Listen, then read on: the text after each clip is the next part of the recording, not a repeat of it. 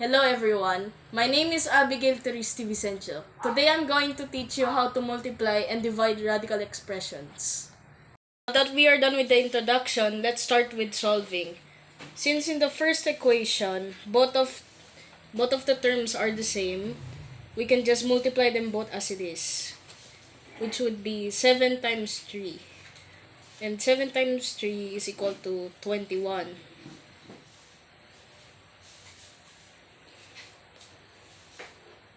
Since the radical doesn't have any perfect square, it cannot be simplified any further. So this would be your final answer.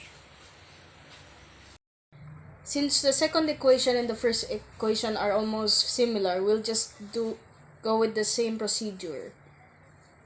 So 5 times 2 is equal to 10. Since 10 isn't a perfect square, it cannot be simplified any further. So this would be our final answer. In the third method, we're going to do the FOIL method. So let's go to the first step. 2 square root of 3 times square root of 4. Then let's go with the next one. 2 square root of 3 times square root of 7.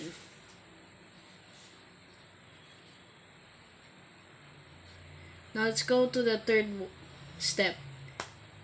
Negative square root of 6 times square root of 4.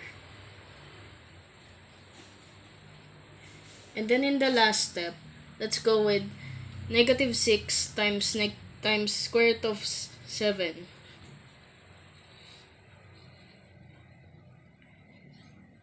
Now let's simplify and substitute some of the values.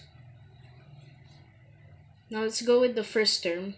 2 square root of 3 times 4.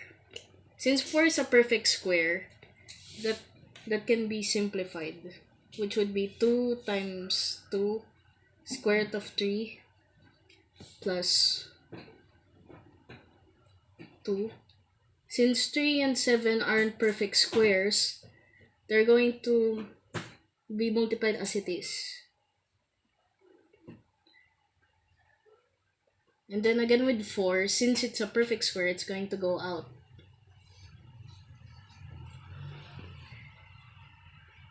The last one, you're going to have to multiply it again as it is.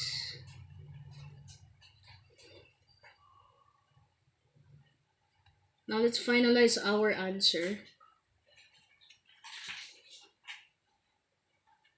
3 plus 21.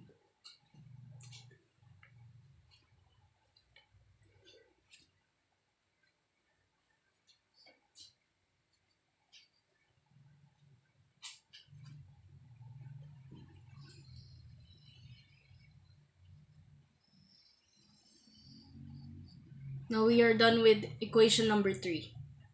Go! Since we're in the fourth equation, what we're going to need to do is to multiply both sides by square root of 3. Since radicals aren't allowed to be the denominator. So times both sides by square root of 3. Now let's just substitute everything. 3 square root of 4 times square root of 3, which would be 3 square root of 12. In the denominator, square root of 3 times square root of 3 is square root of 9.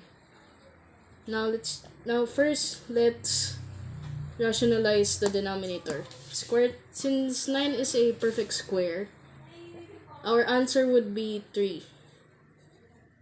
Since there's a 3 here, we can cancel this, which our answer would only be square root of 12. Since 12 factors has a perfect square, we can divide both of those, which would be 4 times 3. Since 4 is a perfect square, 4 will become 2.